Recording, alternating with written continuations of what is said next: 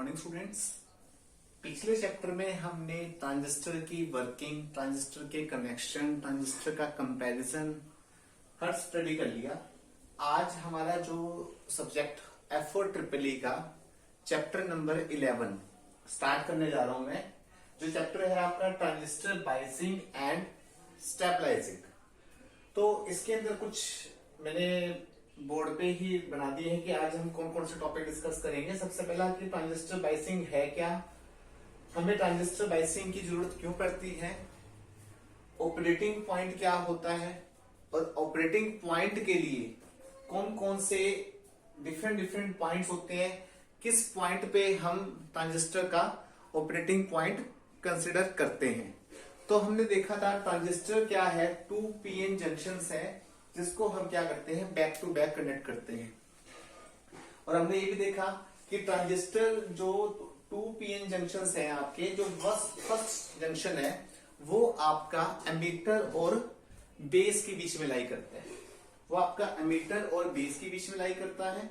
और जो दूसरा है हमारा जो कि कलेक्टर और बेस में, कलेक्टर और एमीटर के बीच में लाई करते हैं। तो फर्स्ट जो हमारा बिटवीन बेस एंड एमीटर और सेकंड हमारा बिटवीन कलेक्टर एंड एमीटर।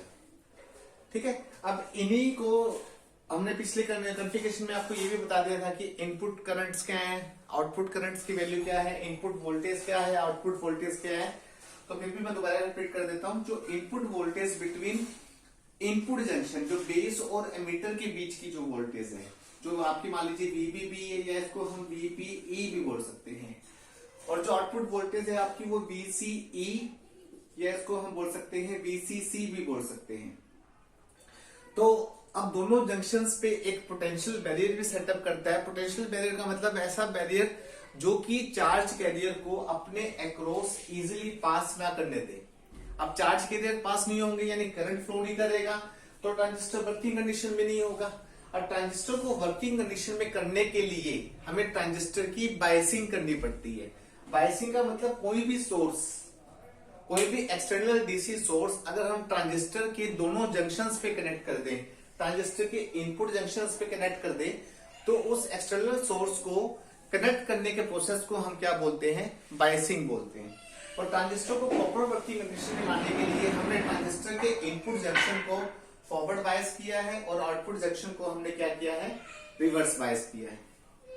तो सबसे पहले तो आप लोग अपना यहाँ बोर्ड पे ध्यान दे लीजिए, थोड़ा मैं हाइड हो रहा हूं ताकि प्रॉपर आप अच्छे से सुन सके इस वीडियो को। तो बायसिंग की डेफिनेशन मैंने बता दी आपको कि कोई भी एक्सटर्नल डीसी पोटेंशियल अगर हम 2 पीएन जंक्शंस के अक्रॉस कनेक्ट करते हैं तो उसको हम क्या बोलते हैं, बायसिंग बोलते हैं। तो यूजुअल रीजन क्या होता है बायसिंग का, कि ट्रांजिस्टर को हम वर्किंग कंडीशन में ला सके, ट्रांजिस्टर को हम ऑन कर सके। तो ये तो हो गई हमारी बायसिंग कि जो डीसी पोटेंशियल हम 2 पीएन जंक्शंस के अक्रॉस कनेक्ट कर रहे हैं ट्रांजिस्टर के, तो उसको बोलते हैं ट्रांजिस्टर बायसिंग।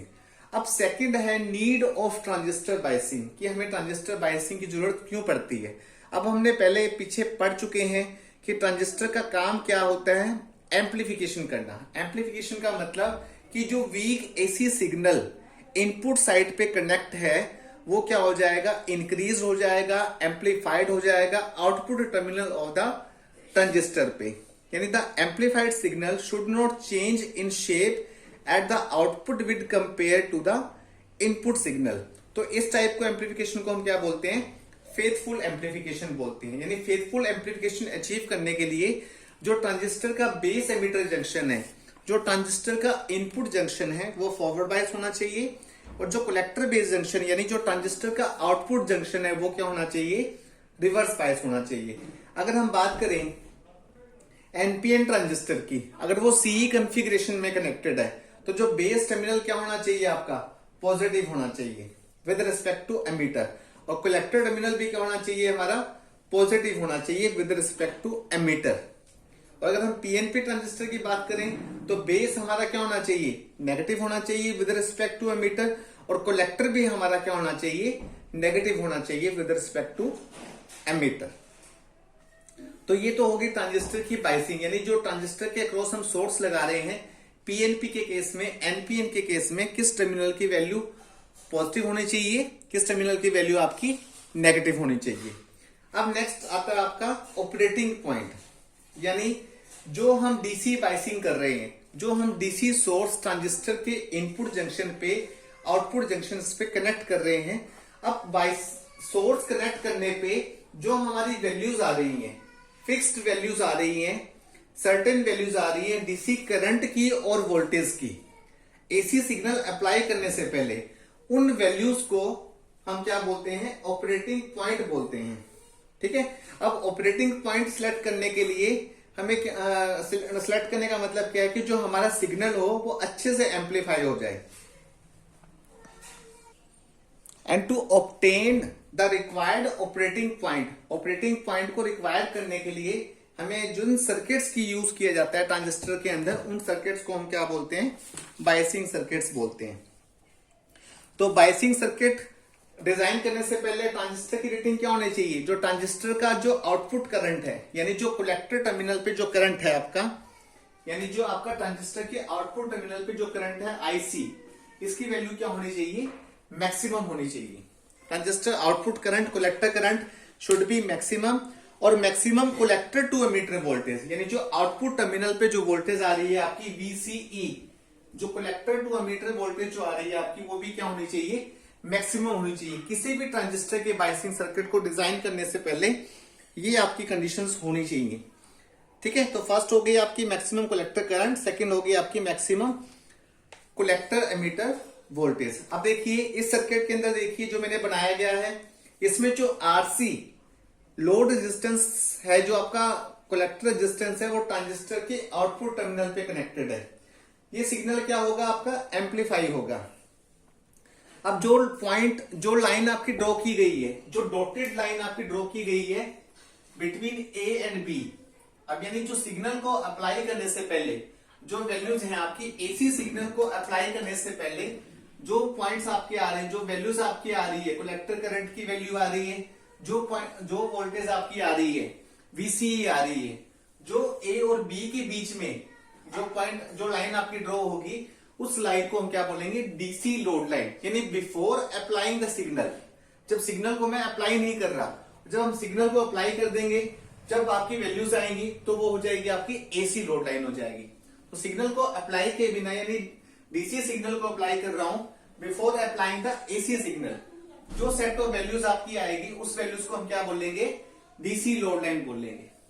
अब इसमें पॉइंट्स हैं, ई पॉइंट है आपका नियर सैचुरेशन, डी है आपका एक्टिव रीजन, और आपका सी है आपका नियर कट ऑफ रीजन। मैंने 4 डिफरेंट ऑपरेटिंग कंडीशंस बताई थी आपके ट्रांजिस्टर की, एक्टिव, सैचुरेशन, कट ऑफ और इनएक्टिव।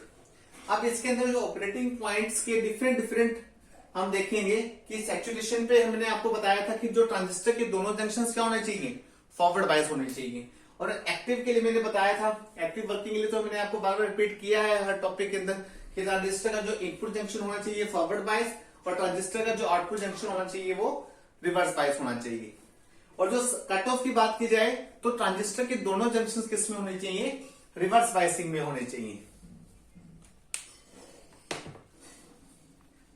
और जो आपकी ये डिफरेंट पॉइंट्स आ रहे हैं, जो सी डी ई, सी नियर कट ऑफ, डी आपका एक्टिव रीजन, ई आपका सैचुरेशन, नियर सैचुरेशन, वो डिपेंड किस पे कर रहा है, आपका बेस करंट पे। यानी बेस करंट की जिस हिसाब से क्या आपकी वैल्यू होगी, उस हिसाब से आपकी ऑपरेटिंग पॉइंट की वैल्यू क्या होती रहेगी, पोजीशन क्या होती रहेगी, वो चेंज होती रहेगी। अगर मान लीजिए मैं एसी सिग्नल अप्लाई कर रहा हूं, इनपुट मतलब एसी सप्लाई मैंने अगर की input of the amplifier circuit में, तो यानी बेस करंट क्या होगा, हर इंस्टेंट पे आपका चेंज होगा। इससे क्या होगा, जो कलेक्टर करंट है और जो आपके कलेक्टर टू एमीटर वोल्टेज है वो भी क्या हो जाएगी, आपकी चेंज हो जाएगी।